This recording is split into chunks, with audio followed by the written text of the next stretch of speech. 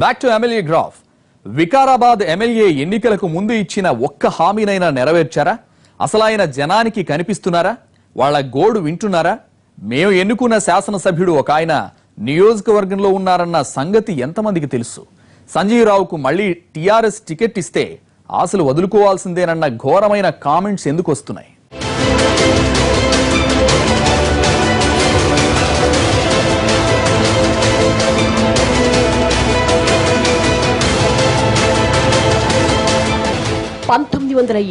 లో ద్విసభ నియోజకవర్గంగా ఏర్పడింది వికారాబాద్.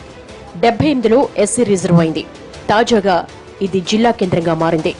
వికారాబాద్, మర్పల్లి, మోమిన్పేట్, ధారూర్, బట్వారం మండలాలు ఈ పరిధిలో ఉన్నాయి. 185,945 మంది ఓటర్లుండగా ఎస్సీల సంఖ్య ఎక్కువ. బీసీలు గెలుపోటములు నిర్ణయించే స్థాయిలో ఉన్నారు. ఇప్పటికీ కాంగ్రెస్ 8 సార్లు, టీడీపీ 4 సార్లు గెలిచాయి. టీఆర్ఎస్ 2 సార్లు విజయం సాధించింది. ఎస్సీలు ఎక్కువగా ఉండడం, 2014 ఎన్నికల మేనిఫెస్టోలో దళితులకు 3 ఎకరాల భూమి హామీ ఇవ్వడం టీఆర్ఎస్ కు బాగా కలిసొచ్చింది. ఆ ఎన్నికల్లో కాంగ్రెస్ అభ్యర్థి గడ్డం ప్రసాద్ కుమార్ మీద విజయం సాధించారు సంజీవరావు.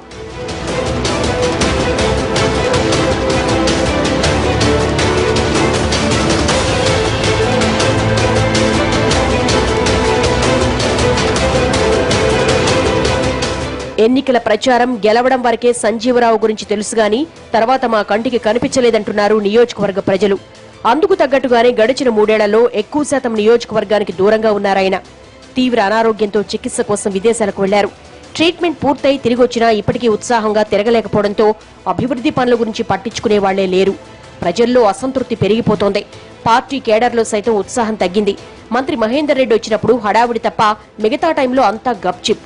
జిల్లా కేంద్రమైన వికారాబాద్ టౌన్ లో చాలా చోట్ల వీధి లైట్లు కూడా లేవు. తాగునీటి సమస్య తీరలేదు. శానిటేషన్ ఘోరం. రోడ్ల గురించి మాట్లాడుకోకపోవడమే మంచిదంటున్నారు పట్టణ ప్రజలు.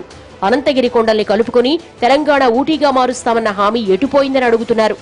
చావులు, పెళ్లిళ్లలో కనిపించడం తప్ప ఎమ్మెల్యే సమస్యల పరిష్కారం కోసం తిరిగిన సందర్భాలు లేవని ఆగ్రహంగా ఉన్నారు ప్రజలు.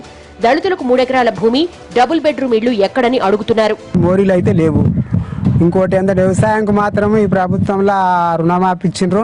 అన్ని వడ్డీకే పోయినాయి. ఒకటి కారు, ఒకనికి 10,000 ఇస్తారు, ఒకనికి 5,000 ఇస్తారు.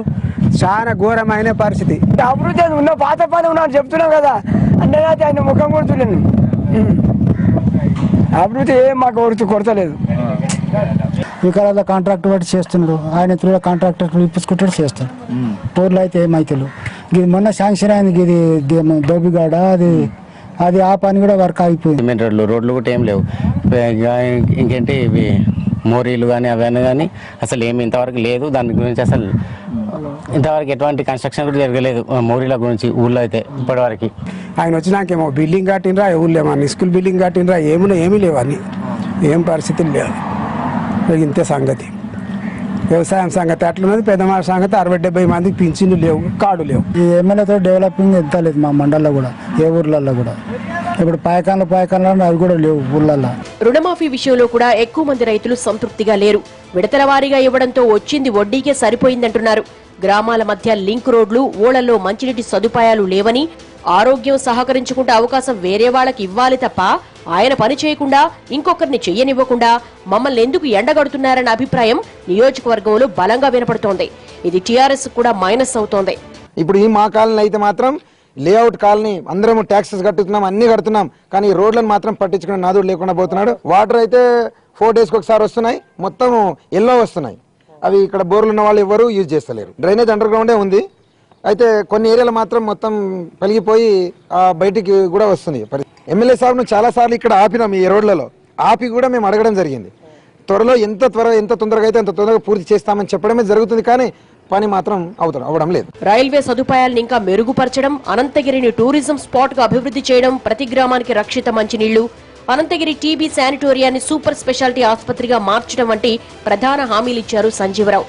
మండల కేంద్రాల్లో మినీ స్టేడియంలు, ప్రభుత్వ మెడికల్, డిగ్రీ, పీజీ, ఇంజనీరింగ్ కాలేజీల ఏర్పాటు లాంటి లెక్కలేనని మాటలు చెప్పారని, వాటిలో ఒక్కటైన ఎమ్మెల్యే నెరవేర్చారని అడుగుతున్నాయి ప్రతిపక్షాలు. మెడికల్ కళాశాల, ఈ టీబీ శానిటోరియం దగ్గర ప్రభుత్వ మెడికల్ కళాశాల ఏర్పాటు చేస్తామన్నారు. అనంతగిరి ఏదైతే ఉందో మనకు తెలంగాణ రాష్ట్రానికి ఇది కాశ్మీర్ లాంటిది కాబట్టి టోటల్గా దీన్ని అభివృద్ధి చెందిపించి అందరికీ అందుబాటులోకి, తెలంగాణ ప్రజలకు అందరికీ అందుబాటులో ఉండే విధంగా పర్యాటక కేంద్రంగా మారుస్తామన్నారు. అదేవిధంగా ఈ ప్రాంతంలో ఉన్న అనేక మంది రైతులకు అందరికి కూడా నీకు 1,00,000 ఎకరాలకు నీళ్లు తీసుకొస్తామని చెప్పినారు ఈ ఏరియాలో. ఆ రోజు ఒక సంవత్సరం మొదలు చెప్పినారు. అయిన తర్వాత కూడా మొత్తం మన వికారాబాద్కే కాదు మొత్తం అన్ని నియోజకవర్గాలకు, ప్రతి నియోజకవర్గానికి 1,00,000 ఎకరాలకు నీళ్ళు ఇస్తామన్నారు. 1,00,000 ఎకరాలకు నీళ్లు కాదు కదా, ఎక్కడ చూసినా సరే పైపులు కనబడుతున్నాయి.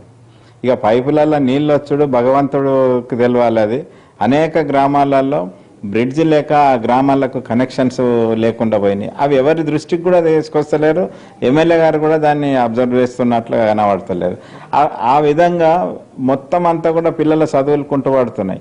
వ్యవసాయ పరంగా కూడా అక్కడ ఏదైతే నీళ్లు తెస్తామన్నారో, నీళ్లు తెస్తామనే ఆశలో ఉన్న రైతులకు కూడా అసలు ఏమీ దొరకని నీళ్లు లేని పరిస్థితులు ఉన్నారు.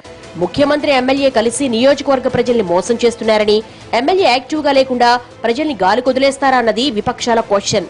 ముందు చూపుతో దళితులు, మైనార్టీలకు దగ్గరయ్యే ప్రయత్నం చేస్తోంది బీజేపీ. ఇంకా మొత్తం అంతా బంగారు తెలంగాణలో వికారాబాదే అయిపోతుంది. ఇక మొత్తం నిధులన్నీ ముఖ్యమంత్రి గారు నాకే ఇస్తున్నారన్నారు. మరి అనంతగిరి గుట్ట దగ్గర నుంచి, పర్యాటక ప్లేస్ దగ్గర నుంచి చూస్తే ప్రతి మండలం కూడా ఎన్ని రకాలుగా అభివృద్ధికి నోచుకోకుండా రోడ్ల దగ్గర నుంచి మీరు చూసినా, అలాగే మంచినీటి అయితే కటకట అయిపోతుంది. నేను తెలుసుకుంటూనే ఉన్నాను. అక్కడ ప్రజల యొక్క అన్ని బాధలను కూడా మాకు తెలుసు. కాబట్టి మంచినీళ్ళు లేక ఆడవాళ్ళు ఎన్నో దూరం వెళ్తా ఉన్నారు. ఇంటికి నల్లా ఇస్తానన్నాడు, మళ్ళీ మంచినీళ్ళు ఇస్తానన్నాడు.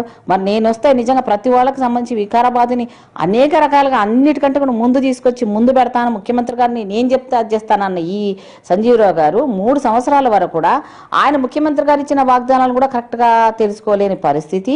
రెండోది, ఈయన ఇచ్చిన నియోజకవర్గంలో మండల్ వైజ్గా కానీ గ్రామాల వైజ్గా కానీ ఆయన ఇచ్చిన వాగ్దానాల లిస్టు ప్రకారం వస్తే ఏ ఒక్కడు కూడా నెరవేర్చలేదు. ఇన్నాళ్లు తాను ప్రజలకు అందుబాటులో లేని మాట వాస్తవమేనని ఒప్పుకుంటున్నారు ఎమ్మెల్యే సంజీవరావు. అనారోగ్యమే కారణం తప్ప వేరే ఉద్దేశం లేదంటున్నారు. దీని మీద ముఖ్యమంత్రితో మాట్లాడతానని, మంత్రితో కలిసి అభివృద్ధి ప్రణాళికలు రూపొందిస్తున్నారంటున్నారు ఆయన. నేను అన్ని చేస్తున్నా. ఇప్పుడు మా రోడ్స్ అన్ని మేమే చేస్తున్నట్టు ఉన్నదన్నట్టు అంతా. మరి మొత్తం ఈ స్కీమ్స్ అన్ని మా పార్టీయే కదా. ఇప్పుడు 50,000 ఇచ్చేది మా స్కీమ్, మా పార్టీ.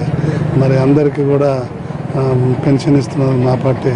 మరి అందరికీ 10 రూపాయలు 15 రూపాయలు ఇస్తుంది మా పార్టీ. ఇంకా చాలా ఉన్నాయి స్కీమ్స్. నేను చెప్పుకుంటా పోతే అసలు ఇదే కదా. నేను మరి గ్రామ కమిటీ కూడా పెడుతున్నా. నేను 15 గ్రామ కమిటీలు పెట్టినా.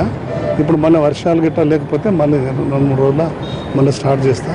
అందరిని పిలిచి మంచిగా చాలా బాగా జరుగుతుంది. నేను అందరిని పిలిచి ఆఫీసర్ని కూడా పిలుచుకపోతున్నా. పిలుచుకపోయి అలా ఏం అడిగితే అలా చెప్పిస్తున్నా. చాలా సంతోషంగా ఉంది. ఎవ్వరు కూడా అడుగుతలేరు ఏమి. వాళ్ళంతా బాగా తృప్తిగా ఉన్నారు, అంత బాగున్నారు. ఆరోగ్యం బాగాలేక రాలేదు. ఇప్పుడు 24 hours నేను ఉంటున్నా, సమస్య లేదు. నేను ఇప్పుడు పొద్దున నేను హాస్పిటల్కి పోయి కూడా నేను ఇవాళ మళ్ళీ వచ్చాను. మళ్ళీ పోయి మళ్ళీ రేపు సాయంత్రం మళ్ళీ ఫంక్షన్ ఉంది, దారుల్లో డిస్ట్రిబ్యూషన్ అవి మళ్ళీ వస్తున్నాను అట్లా. రాజకీయంగా చూస్తే ఎమ్మెల్యే యాక్టివ్ గా లేకపోవడం, ఒక్క హామీ కూడా అమలవక కనీస అభివృద్ధి కూడా జరగకపోవడం టీఆర్ఎస్ కి ఇబ్బందికరంగా మారింది. అసలు మమ్మల్ని పట్టించుకునే నాయకుడు ఎవరంటూ కేడర్లో నైరాశ్యం పెరుగుతోంది.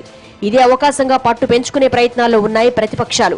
మాజీ మంత్రులు చంద్రశేఖర్, ప్రసాద్ కుమార్ రూపంలో కాంగ్రెస్ కు గట్టి నాయకులున్నారు. ఈసారి టికెట్ కోసం ఇద్దరూ పోటీ పడుతున్నారు.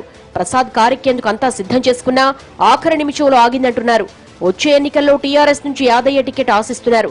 సిట్టింగ్ ఎమ్మెల్యేకి ఇస్తే మాత్రం ఖచ్చితంగా ఆశలు వదులుకోవాల్సిందేనని టీఆర్ఎస్ కార్యకర్తలే చెబుతున్నారు.